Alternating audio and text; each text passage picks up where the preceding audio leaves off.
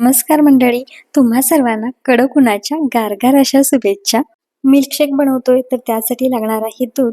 तर इथे मी 1 लिटर फुल फॅटचं म्हशीचं दूध घेतलेलं आहे. याऐवजी तुम्ही जर गाईचं दूध घेतलात ना तरीही चालेल. फक्त म्हशीचं दूध थोडं दाटसर असतं. त्या तुलनेत गाईचं दूध थोडंसं पातळसर असतं आणि गाईच्या दुधाला दाटसरपणा येण्यासाठी थोडा वेळ लागतो. त्यामुळे इथे मी 1 लिटर ह्या प्रमाणामध्ये फुल फॅटचं असंही म्हशीचं दूध वापरलेलं आहे. तर ह्यातील ना 2 पळ्या होतील इतकं हे दूध मी बाजूला काढून घेणार आहे. तर हे दूध अजिबात आपण तापवलेलं नाही आहे. तर ह्यातील 2 पळ्या होईल इतकं दूध बाजूला काढून घेतलं आणि उरलेलं दूध आता आपण याला चांगलं उकळायला ठेवणार आहोत. दूध उकळायला ठेवलं आहे आणि गॅसचा फ्लेम मी मीडियम केलेला आहे. लो पण नाही किंवा हाय पण नाही. अगदी मीडियम फ्लेमवरती आपल्याला हे दूध उकळून घ्यायचं आहे. म्हणजे दूध छान उकळलं जातं आणि त्याची चव अजून छान वाढते. दूध आपलं उकळत आहे आणि आधी आपण वाटीमध्ये ते 2 पळ्या जे दूध काढून घेतलं होतं त्यामध्येच आता मी इथे व्हॅनिला कस्टर्ड पावडर वापरत आहे. तुम्ही कोणत्याही फ्लेवरची कस्टर्ड पावडर वापरू शकता. तर 1 लिटरचं आपण मिल्कशेक बनवतो त्यासाठी 2 चमचे कस्टर्ड पावडर वापरायचे आहे. इतकं हे प्रमाण अगदी परफेक्ट आहे. तर हे कस्टर्ड पावडर आपण सेपरेट वाटीमध्ये का करून घ्यायची, कारण आपण उकळत्या दुधामध्ये जर ही पावडर टाकली तर त्याच्या गाठी किंवा गुठळ्या होतात आणि मग त्या मोडण्यासाठी आपल्याला खूप वेळ लागतो. त्यामुळे आधीच आपण याच्या गुठळ्या मोडून ही पावडर व्यवस्थित करून ठेवायची आहे. इथं आपल्या दुधावरती सायसुद्धा आली होती आणि ही साय आपण ह्या दुधामध्ये असं मोडून घेणार आहोत. अजिबात त्याच्यावरती साय येऊ द्यायची नाही. तर दूध आपलं अगदी चांगलं 5 ते 10 मिनिटं असंच आपण उकळत ठेवलं होतं आणि व्यवस्थित असं आपलं हे दूध उकळलेलं आहे. आणि इथून पुढे सुद्धा बघा आपल्याला हे 5 ते 10 मिनिटं असं छान उकळून घ्यायचं आहे. अगदी छान दुधाला असा दाटसरपणा आलेला आहे. निदान कमीत कमी आपण 5 मिनिटं तरी हे दूध असंच उकळत ठेवणार आहोत. दूध 5 मिनिटं अगदी छान उकळलं की जी कस्टर्ड पावडरचं आपण पेस्ट करून ठेवली होती ती पुन्हा एकदा हलवून घ्यायची, कारण तळाला कस्टर्ड पावडर बसते आणि दूध वर येतं. त्यामुळे ज्यावेळेला आपण ही दुधात घालणार असतो त्यावेळेला ती पुन्हा एकदा व्यवस्थित मिक्स करून घ्यायची आणि थोडी थोडी करून ह्या दुधामध्ये आपण ही कस्टर्ड पावडर घालायची आहे. तर एका हाताने हे कस्टर्ड पावडर आपण असं घालायचं आहे दुधामध्ये आणि दुसऱ्या हाताने जी पळी आहे त्या पळीने हे दूध सतत असं हलवायचं आहे. म्हणजे याच्यामध्ये गाठी किंवा गुठळ्या होत नाहीत, हे महत्त्वाचं आहे. आणि थोडं थोडं करून ही कस्टर्ड पावडरची पेस्ट आपण दुधामध्ये अशी घालून घेणार आहोत.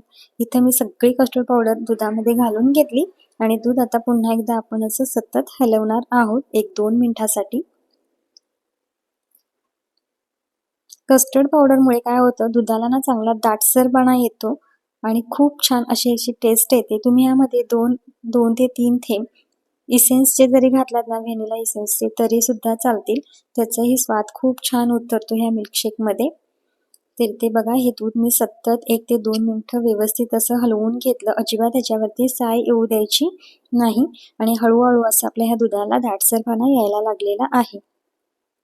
तर त्यानंतर बघा एक 5 ते 6 मिनिटं हे दूध असंच उकळत ठेवलं आणि आता बऱ्यापैकी ना दुधाला दाटसरपणा यायला सुरुवात झालेली आहे. पण अजिबात दुधावरती मी साय येऊ दिलेली नाही. आणि अगदी परफेक्ट असं आपल्या दुधाला स्ट्रेक्चर आलेलं आहे आणि इतकंच दाटसरपणा आपण ठेवणार आहोत, कारण दूध ज्या वेळेला गार होतं त्यावेळेला ते आपोआप असं दाटसरपणा त्याला येतो. त्यासाठी आता मी गॅस बंद केलेला आहे आणि आता पूर्णतः आपण रूम टेम्परेचरवर हे मिल्कशेक आहे तो गार करून घ्यायचा आहे. तर हे मिल्क पटकन गार व्हावं ह्यासाठी एका भांड्यामध्ये मी असं पाणी घेतलेलं आहे गार आणि यामध्ये आता आपण हे भांडं ठेवून घेणार आहोत, म्हणजे ते पटकन गार होतं. पळीने त्याच्या 2-3 वाफा जातील अशा पद्धतीने आपण हे दूध असं हलवून घेणार आहोत. तर इथे बघा अगदी दाटसर असं आपलं हे मिल्कशेक बनणार आहे आणि गार झाल्यानंतर अजून हिला थोडा दाटसरपणा येतो. तर अगदी एकाच मिनिटानंतर दूध अजून गरम आहे त्यामध्येच आता आपण वापरणार आहोत साखर. तर इथे मी 1 लिटर दुधासाठी 150 ग्रॅम प्रमाणामध्ये ही साखर घेतलेली आहे. वाटीने म्हणाल तर 1 वाटी होईल इतकी ही साखर वापरलेली आहे. तुम्हाला कितपत मिल्कशेक गोड हवा आहे त्या प्रमाणामध्ये तुम्ही साखर कमी जास्त करू शकता. पण हे प्रमाण आहे ते अगदी परफेक्ट आहे. 1 लिटर दुधासाठी 150 ग्रॅम साखर ही अगदी परफेक्ट आहे आणि जर वाटीने मोजाल तर 1 वाटी साखर इथं मी वापरलेली आहे. आता ही साखर ह्या दुधामध्ये पूर्णपणे व्यवस्थित विरघळून घ्यायची आहे.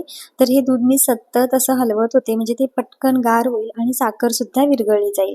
आणि आता तुम्ही बघू शकता ह्याचा कलरसुद्धा थोडाफार चेंज झालेला आहे.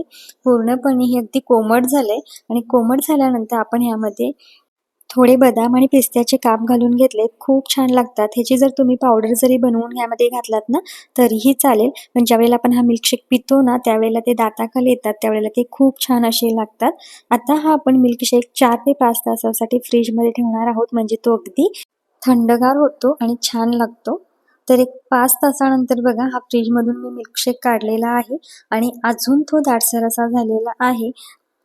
आणि तुम्ही इथे पाहू शकताय त्याचा कलरही खूप छान आलेला आहे आणि अगदी दाटसर असा आपला हा मिल्कशेक बनून तयार आहे. जसा गाड्यावर मिळतो अगदी त्याच चवीचा हा मिल्कशेक बनून तयार होतो. एकदा ह्या उन्हाळ्यामध्ये असा थंडगार मिल्कशेक नक्की करून बघा. इथं आपला थंडगार असा मिल्कशेक तयार आहे. सर्व्ह करूया. तर अगदी अशा काचेच्या ग्लासामध्ये जर तुम्ही हा मिल्कशेक सर्व्ह केलात ना, तर कुणाला समजणार नाही अजिबात की तुम्ही घरामध्येच केलाय की बाहेरून आणलाय. इतका छान हा सेम चवीचा मिल्कशेक घरामध्येच तुम्ही बनवू शकता. तर इथं सांगितलेलं प्रमाण आणि अगदी अचूक कृती वापरून तुम्ही जर हे मिल्कशेक घरी बनवलात ना, खूप छान होईल. एकदा नक्की बनवून बघा ह्या उन्हाळ्यामध्ये असं थंडगार मिल्कशेक. वरून आपण गार्निशिंगसाठी थोडे हे बदामाचे काप आणि पिस्त्याचे काप घालून घेऊया. अगदी छान असा याला लूक आलेला आहे. अगदी गाड्यावर मिळतो ना, सेम त्याच पद्धतीनं ह्या मिल्कशेकला लूकसुद्धा आलेला आहे. तुम्ही पाहू शकताय. तर असा थंडगार मिल्कशेक बनवून तुम्ही घरच्यांना सुद्धा द्या. घरचे सगळे खुश होतील आणि तुम्ही सुद्धा असा थंडगार मिल्कशेक पिल्यानंतर तृप्त व्हाल. इतका हा मिल्कशेक छान होतो. रखरखत्या उन्हाळ्यामध्ये शरीराला थंडावा आणि मनाला तृप्ती देणारा हा मिल्कशेक तुम्ही ह्या उन्हाळ्यामध्ये नक्की बनवा. परफेक्ट प्रमाणे आणि अचूक कृती असल्यामुळे तुम्ही सुद्धा पहिल्याच प्रयत्नामध्ये इतका छान मिल्कशेक घरामध्ये नक्की बनवाल याची मला खात्री आहे. आजचा व्हिडिओ तुम्हाला आवडला असेल तर व्हिडिओला लाईक करा आणि व्हिडिओ जास्तीत जास्त शेअर करा. पुन्हा भेटू अशाच नवीन छान अशा रेसिपी सोबत. तोपर्यंत बाय बाय.